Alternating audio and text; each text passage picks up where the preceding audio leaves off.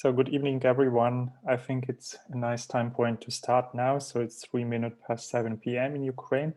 And my name is Vlad. On behalf of the Genomics UA team, I would like to welcome you on today's meeting on topic of the statistical mechanism model for cell differentiation. And before we start, I would like to say a few words about our projects, about Genomics UA. So we are a non-profit organization that is trying at least to widespread knowledge about the bioinformatics in Ukraine and also all over the world. Our goal is actually to make such meetings and also workshops and schools as well on different topics of the bioinformatics and the statistical analysis in that field. Before we start, I would also like to inform you about a few organizatorical stuff things today. So first of all, the language, as you all may know from the invitation, is English today. The presenters would be Valeriia Vasylieva and Ihor Arefiev, and the approximate time slot will be today 2 hours. So we should be actually ready till 9 p.m. from Ukrainian time. And the very last thing, I would really very kindly ask you all to mute yourself. And if you have any questions, we will have the Q&A rounds at the end of the presentation. So now I hand over to the first presenter, to Valeriia. So please. Good evening. Thank you a lot for a short introduction. Me and Ihor are students of Kyiv National University, to be particular the Institute of Biology and Medicine. And we are not professionals in this theme today of today's lecture. We're just curious and active students. So I want to ask you to be kind with us with questions. We may not find answers on all of them. Yeah, and I should prevent you that there could be some technical issues today, like timing computer. So please be patient. Yeah, let's start. I should inform you that you can write on our emails if you want to get our presentation and the speech text. Please be free to do that. Let's go. Oops, some spoilers. Since the days of the dinosaurs, everyone has wanted to know how to properly analyze the results of single-cell RNA sequencing. Yeah, you know, they also were dreamers. And they wanted to know that in order to accurately model the processes of cell differentiation. But statistical mechanics appeared only in the 19th century.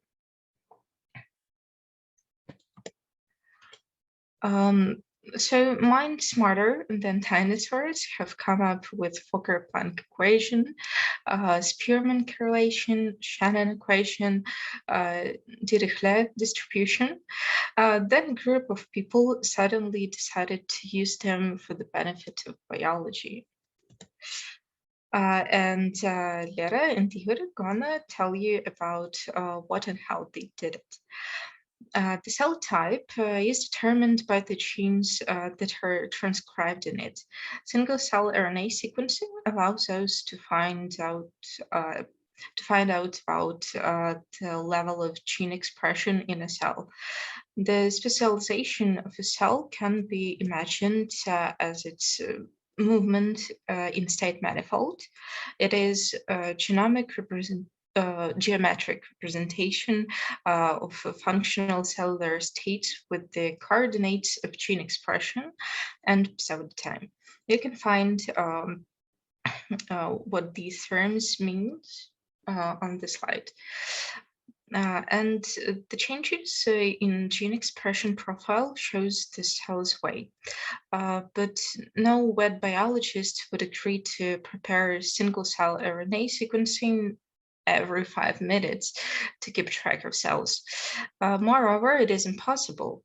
After all, the method involves the destruction of cells. Therefore, we cannot know the exact previous state of the cell.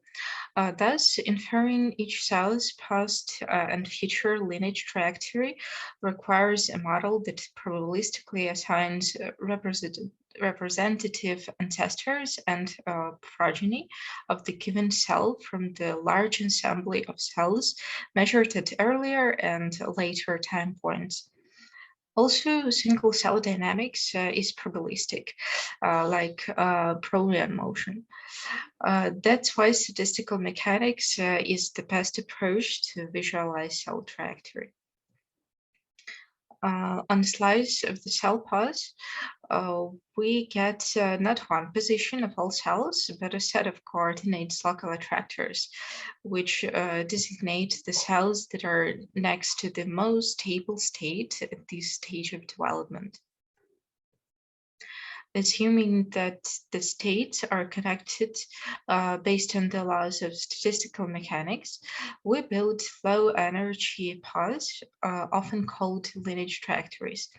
As biological development processes are fairly stable and generally do not depend on the specific series of steps that led to a given state, the cell trajectories between states are viewed as a memoryless Markov processes. This is how clearly you can visualize the cell development potency, and existing methods merely differ in mathematical approaches.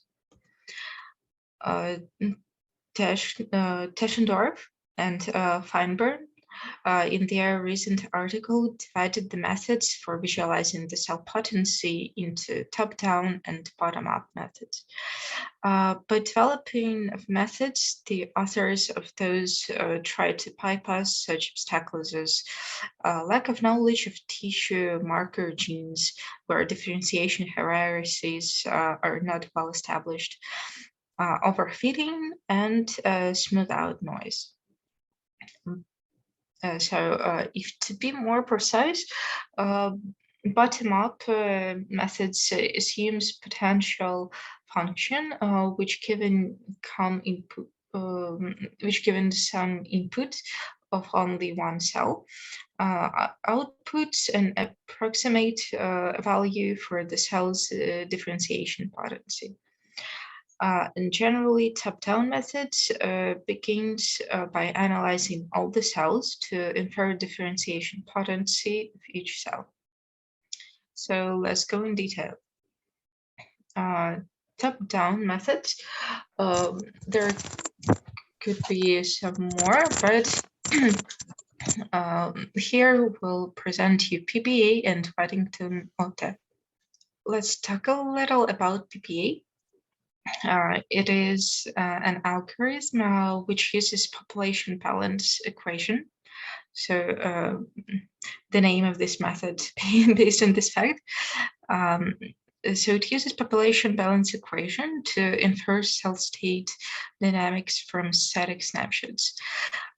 This equation states that the rate of change in the number of cells equals the net cell flux into and out of the region. Still, there is a problem. Multiple dynamic trajectories can generate the same high-dimensional population snapshots. That's why we need to constrain our model by assuming there is no hidden variables and there is no oscillations in our system. Due to these assumptions, we can use Fokker-Planck equation. The output of PPA is a discrete probabilistic process that is a Markov chain. that describes the transition probabilities between the states. And on the basis of transition probabilities, we can compute phase probabilities and temporal ordering of cell states. So here comes Ihor on the stage. Great. So Waddington-OT means Waddington optimal transport, and it actually uses optimal transport theory for reconstructing probabilistic cell state trajectories. And in this method, with the help of optimal transport, we can calculate couplings between consecutive time points, so-called transport maps. And then we can infer couplings over long time intervals by composing transport maps between every pair of consecutive intermediate time points. So this transport map is just like, so the time coupling or transport map is just like mass distribution over time. So it's really like just metrics. Just later we will see why do we need that. So in this model, we also assume that cell differentiation is a Markov process. And moreover, in the Waddington-OT, we capture only time varying components of the distribution. And trajectories are defined in term ancestor distribution and descendant distribution. And so like for any set C of cells at time ti, its descendant distribution at a later time, let's say ti plus 1, is the mass distribution over all cells at time ti plus 1, given by transporting C according to the temporal coupling. Conversely, its ancestor distribution at earlier time ti minus 1 is the mass distribution over all cells at time ti minus 1, obtained by rewinding time according to the temporal coupling. And now I want to show you a little like tutorial on this Waddington optimal transport. It will be in Python, so in Jupyter Notebook. I will show you. Well, I will give the links after. Well, at the end of our speech, we will give you the links on these tutorials, on these methods, perhaps on the article. So you will have all the materials, but now I will show how to do some code, to compute some stuff, and etc. So let's begin. Well, first of all, I want to show you how to infer temporal couplings with this optimal transport. So it's called here. Yeah, first of all, I think we have to look at some formulas to understand what are we talking about at all, you know. So on the next slide, just one moment, please. Yeah, so here we have some theory. So before computing transport maps, as you can see, we first form an initial estimate of the cell growth rate function g of x. So we do this using signatures of proliferation and apoptosis. We model cellular growth with a birth-death process, which assigns each cell x a rate of division, beta of x, and a rate of death, delta of x. And in a small interval of time dt, these rates imply that the probability of division is beta of x multiplied by dt. And the probability of death is delta of x multiplied by dt. So the expected number of descendants after time dt is t2 minus t1. After time t2 minus t1 is e power dt multiplied by beta of x minus delta of x. So, and here is the code for this. So first of all, we should import all the packages in Python that we need. And so this piece of code actually defines our functions. So like I mean, to compute the birth rate and death rate, we apply a logistic function to transform the gene set scores into like biologically plausible values for our reprogramming data set. And here we do this. I have to say also that I will not go into the details of code actually. I just, so my task is like to show what we can do and how we can do, but so with the details, what each function does perhaps, or with syntaxes, you can learn it like by yourself. Again, I will repeat that we will give you the links, all that you need. So I'm sorry for interruption, so I will go on. Next step in this algorithm, we have to compute actually our transport maps. And again, what should we do to compute a transport map is a tough question, in fact, because we have to solve this problem, this optimization problem. Optimization problem. So here, C is like a transport function. So it encodes, like in optimal transport, it's called the cost function, and so it defines the cost of transporting a unit mass from X to Y. And like, what else do we have here? We have this letter, which is like Ukrainian. Yeah, I just forgot how it's called. So it just controls the degree of entropy in the transport map. So the larger value gives more entropic descendant distribution, where cells are able to obtain more fates. And we have also interesting parameters such as lambda 1 and lambda 2. So lambda 1 controls the constraint on the row sums of transport map P T1 T2, which depends on the growth rate function G of X. So the smaller the value of lambda 1, the constraints are less strict. And it's useful when we don't have like precise information about G of X. And lambda 2 controls the constraint on the column sums of P T1 T2 transport map.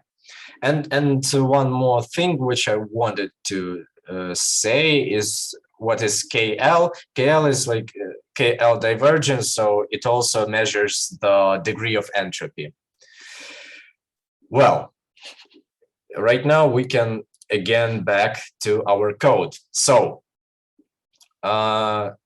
in these parts, we actually do this. We try to solve our optimization problem. So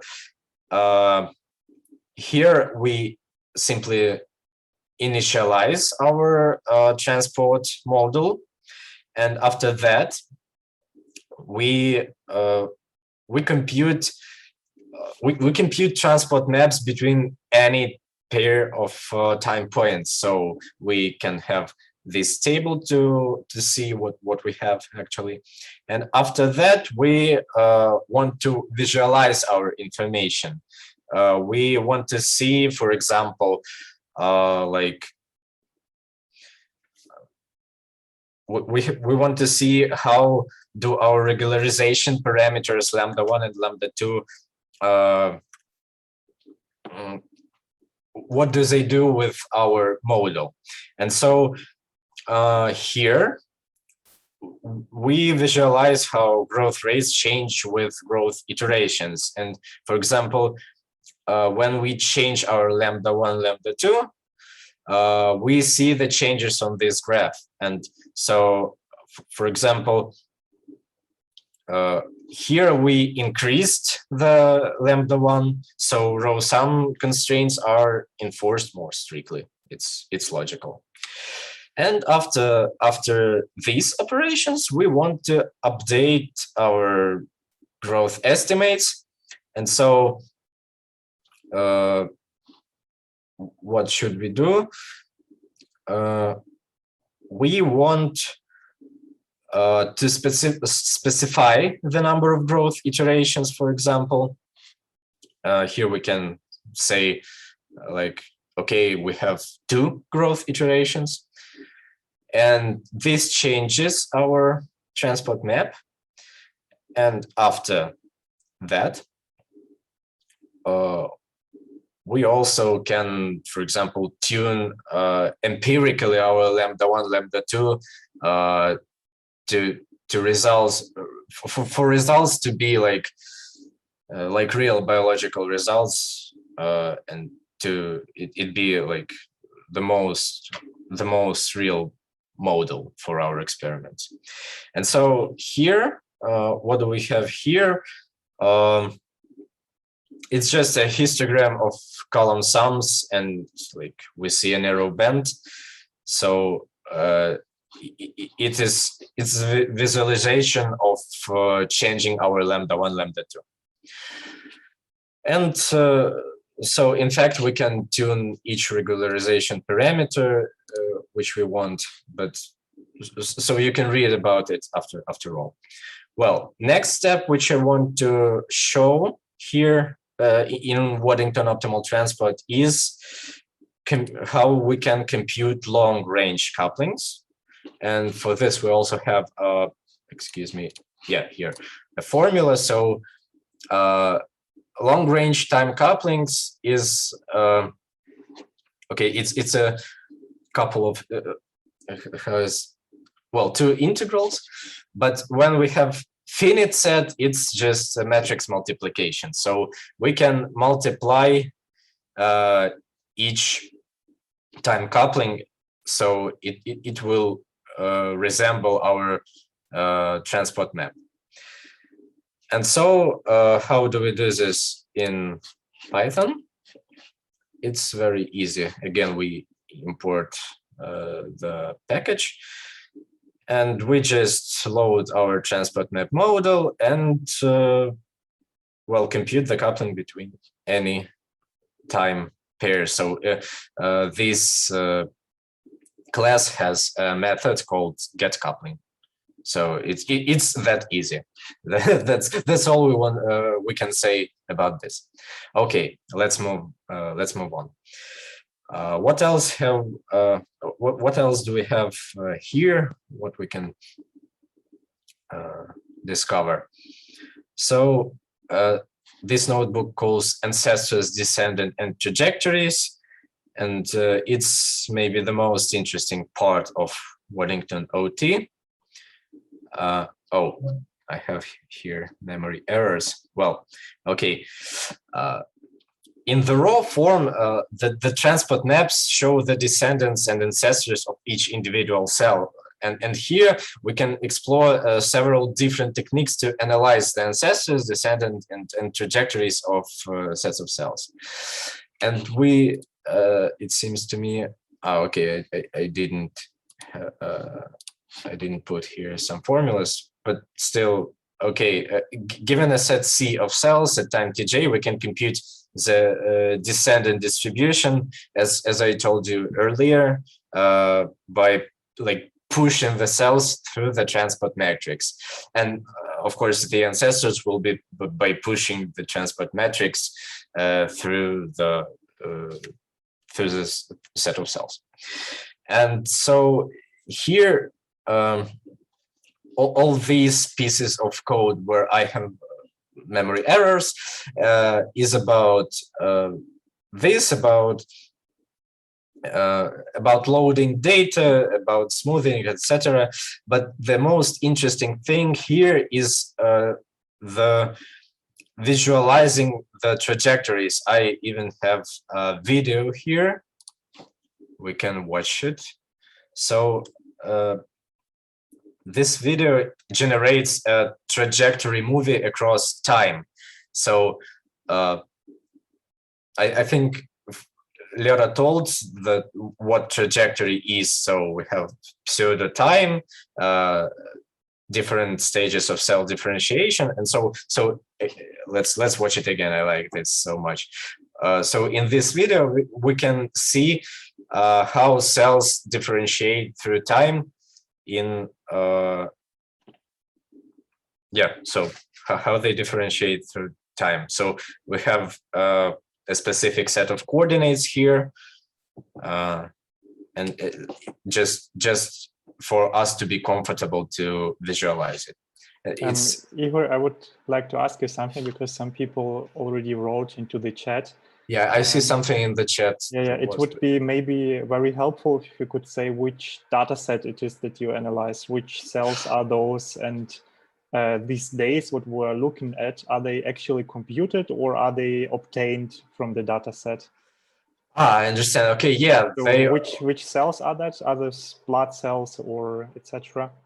Great, I understand the question. Okay, okay.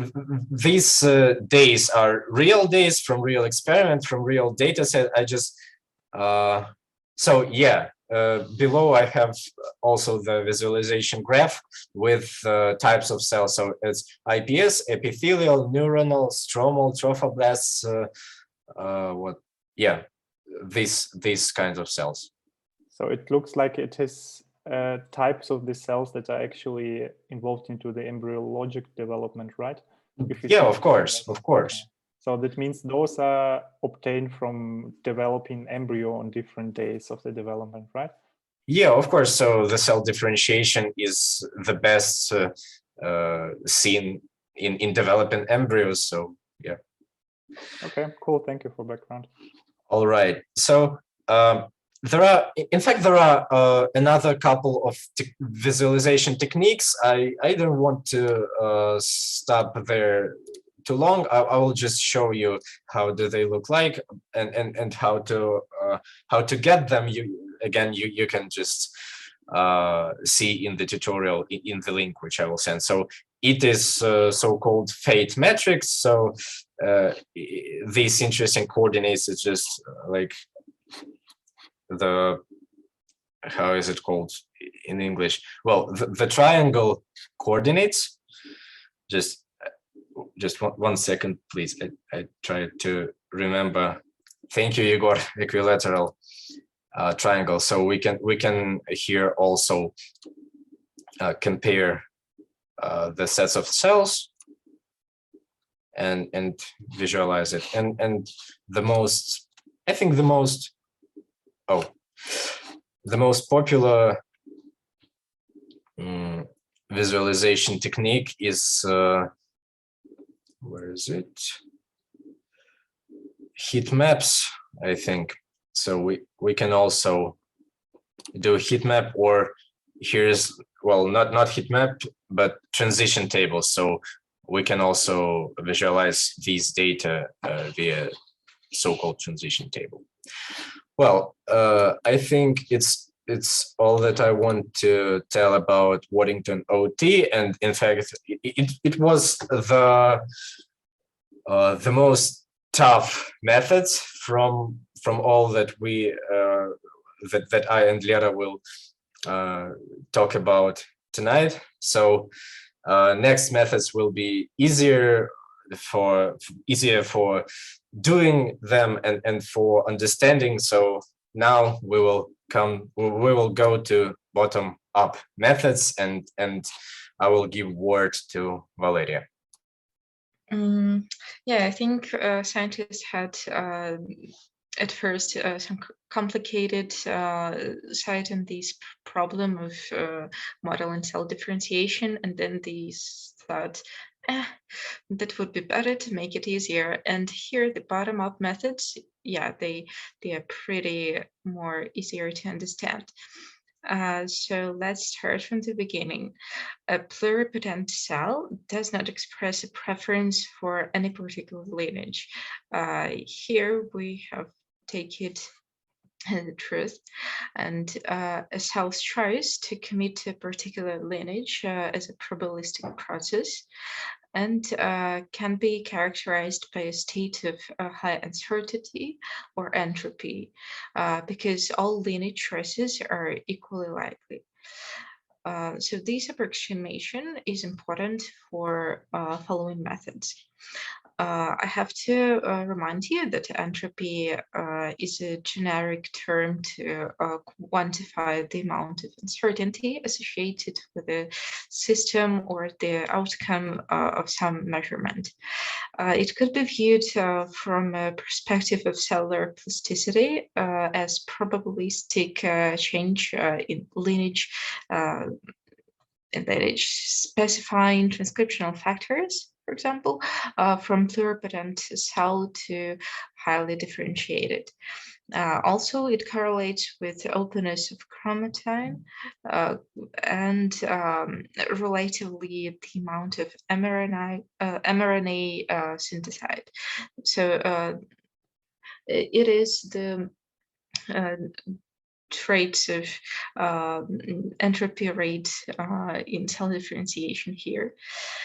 And let's see some of the methods. They're now a little bit different between each other. STENT method that is called single cell entropy quantifies the degree of uncertainty of a cell's gene expression levels in the context of a protein-protein interaction network.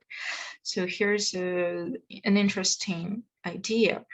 In a sample with high expression of gene 1 and gene 2, the two corresponding proteins are more likely to interact than in a sample with low expression of first and or second gene. It's easier to understand. Signaling entropy can accurately discriminate pluripotent from multipotent and differentiated cells. A key feature of STENT is the assignment of each cell to a unique potency state and a co-expression cluster, which results in the identification of potency cluster or so-called landmarks. Landmarks are composed of genes that are identified as those driving most variation in the complete dataset. These are 5% taken in this method. Then they are ordered according to potency, though which lineage trajectories are then inferred. As this method takes gene expression ratio, it is less sensitive to sequencing depth, gene dropouts, and normalizing procedure. So I think what lab workers would like it the most. Next slide, please. Here is another method, SLICE. And SLICE quantitatively measures cell differentiation states using single cell entropy. And then in silico reconstructs single cell lineages. According to Boltzmann's entropy equation, and the entropy of a system positively correlates with the multiplicity of the system, or the number of microstates corresponding to given macrostates of the system. When the microstates of the system do not occur with equal probabilities, Boltzmann's equation can be rewritten to express entropy in terms of a probabilistic distribution of microstates. A system with a flatter probability distribution has a higher entropy, and a system with a more skewed probability distribution has lower entropy. SLICE applies this principle to calculate the entropy of single cells based on their probability distributions of functional activation. So you can take it in mind that cells with higher entropy calculated are less differentiated and vice versa. So the last methods, which are bottom up, are RACE-ID2 and StemID. So they build lineage trajectories and identify special cell types. For example, RACE-ID2, it identifies mouse intestinal cell types and StemID intestinal stem cells. So in RaceID2, the data, first of all, are clustered by k-medoid clustering, excuse me. After that, this algorithm uses TSNE, so T-distributed stochastic neighbor embedding maps for cluster examination. And so StemID is based on RaceID2, and as initial step, the algorithm embeds the space of transcript counts of each gene in which every cell can be represented into a lower dimensional space in order to maintain only the number of dimensions necessary to represent all point-to-point distances. And for the derivation of differentiation trajectories, the medoid of a cluster is connected to medoids of all other clusters in the embedded space. Subsequently, for each cell in this cluster, the vector connecting its position to the medoid of this cluster is projected onto each link between cluster and another cluster.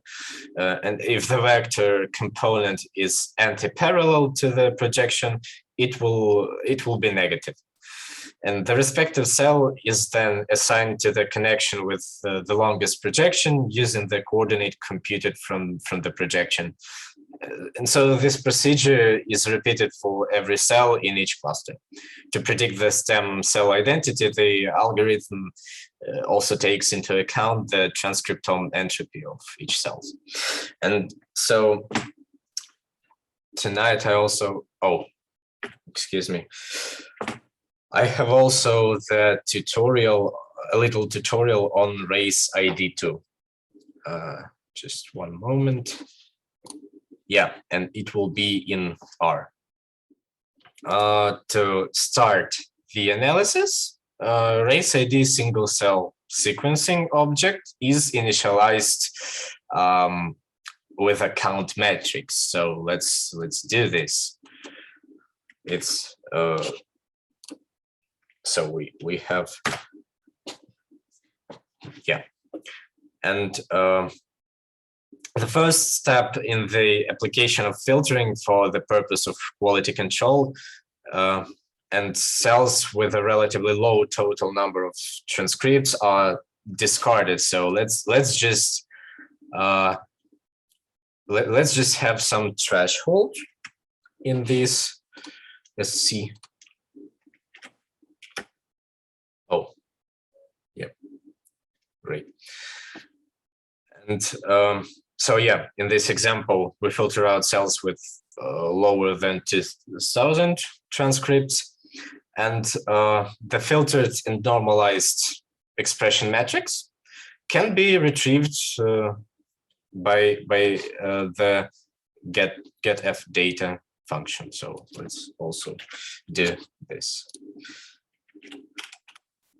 Yep. And after that, the distance matrix is computed as the input of clustering and outlier identification. So this can be done with or without imputing gene expression from nearest neighbors. So RaceID offers various alternative metrics, so Spearman, Kendall, etc. Let's just do something with this variable. So we have variable SC again, so we compute distance. Yeah, let's have metric Pearson. So and the function computes the distance matrix based on highly variable genes by default. So if all genes should be used, then so we have a special parameter f select, so it has to be false, but we will not do this here. And so on distance matrix, clustering is performed by by this function. Let's do function. All right. So we have our clustering, and so to infer the initial cluster number, this function computes the average within cluster dispersion up to a number of clusters. So, but more important is what we do next. So next we can visualize something, of course. So our inferred cluster number can be inspected in a saturation plot, which shows it shows the decrease of the average within cluster dispersion with increasing cluster number. So if the decrease becomes constant, saturation is reached. Let's just look at this plot. Excuse me.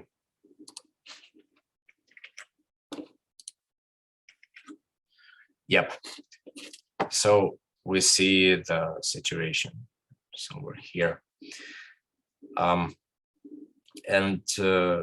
we can also plot the average within cluster dispersion, but it's this next function.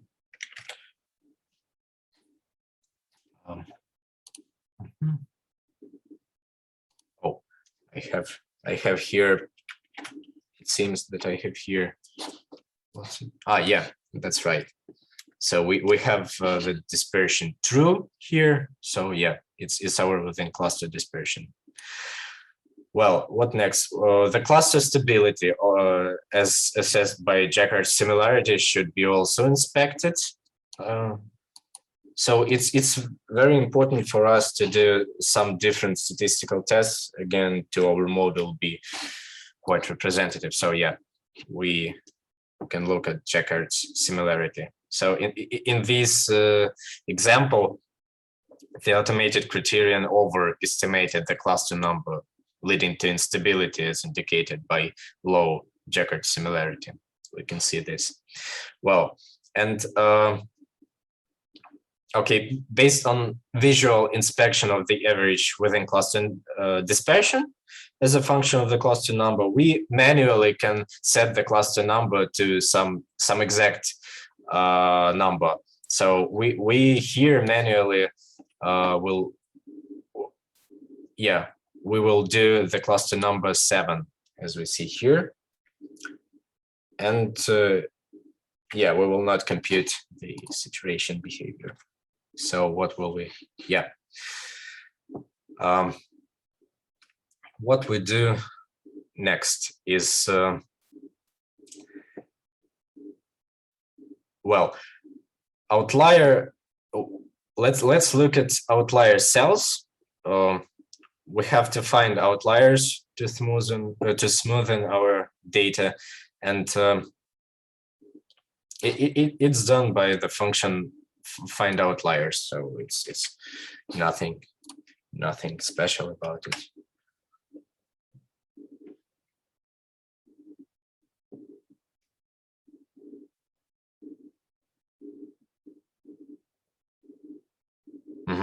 Okay, and after that we can also build a background noise model, and it's done again by function plot background. It's quite beautiful graph here. Well, what else? We can also plot the number of outliers as a function of p-value. It also can be interesting. So when we have the larger log 10 probability cutoff, then the number of outliers also quite steeply increase. Well, and I think the most interesting thing that we can see here, which we can build here, is the heat map of cell-to-cell distances. Like group, we can build a heat map of cell-to-cell distances grouped, be the final clusters inferred based on the original clusters, and the outliers. The outliers are like not in our final model, and it can allow us to visually inspect our clusters.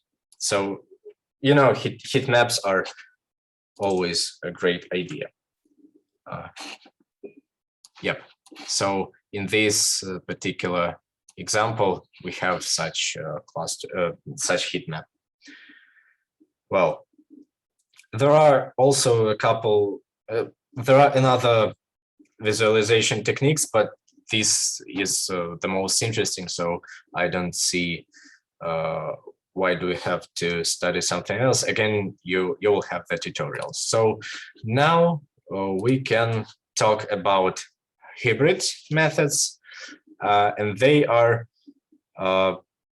It's like a coupling of top-down and bottom-up methods. That's why they are hybrid. So it's a set of methods that yeah, they borrow elements from bottom-up approach, but still they require the data from other cells to estimate the potency of any given cell, which we therefore refer to like, yeah, hybrid methods. And to such methods, we can refer, for example, CEpath methods. So it calculates the energy landscape, cell state transition probabilities, pseudo-time dependent maker genes, and it's done by the following steps. So the first of all, it's pre-processing of single-cell RNA-seq data, then construction of gene interaction network, calculation of single-cell energy landscape visualization via PCA and structural clustering, again, inference of transition probabilities, inference of cell lineage hierarchy via probabilistic directed graph construction, and reconstruction of pseudo-time. But another interesting method is CytoTRACE. So you can do it totally online. So it's CytoTRACE is the method of Stanford University, and CytoTRACE is localized simply on the site of Stanford. So there is a site called CytoTRACE Stanford edu, and you can there like real time without your like manual programming, without programming skills, you can just visualize your data and look at your differentiation. So what does this method do is just it calculates the number of detectably expressed genes per single cell, captures the genes whose expression patterns correlate with gene counts, and iteratively refines estimate of the GCS vector. So it was developed actually to predict differentiation states in single cell RNA-seq data without any prior information. So that's why we have such steps. Well, and I can, in fact, it tends to be the end of our speech tonight, but I can actually show I can show the CytoTRACE. It also can be interesting.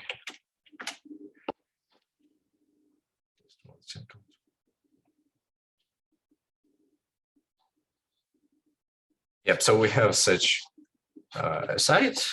Here on the side there are the tutorials which are ready to use, and you can run CytoTRACE. Excuse me, my computer is again stupid. So you can run it real time. Yeah, so you can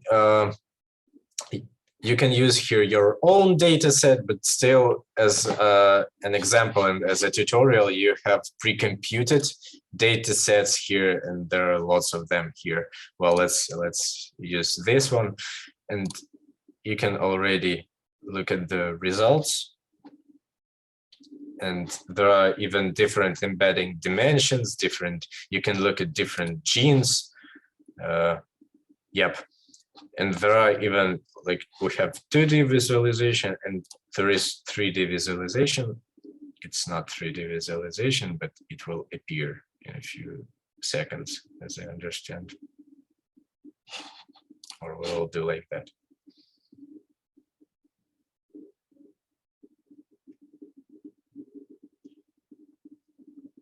Yes, it helped. So you can, excuse me.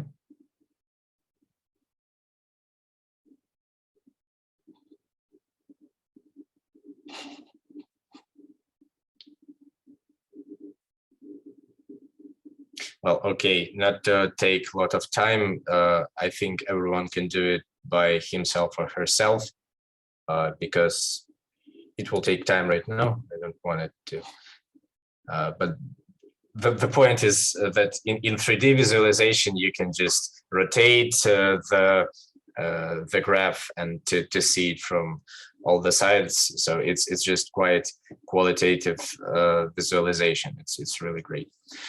So, and we have our final, which Valeriia will talk about.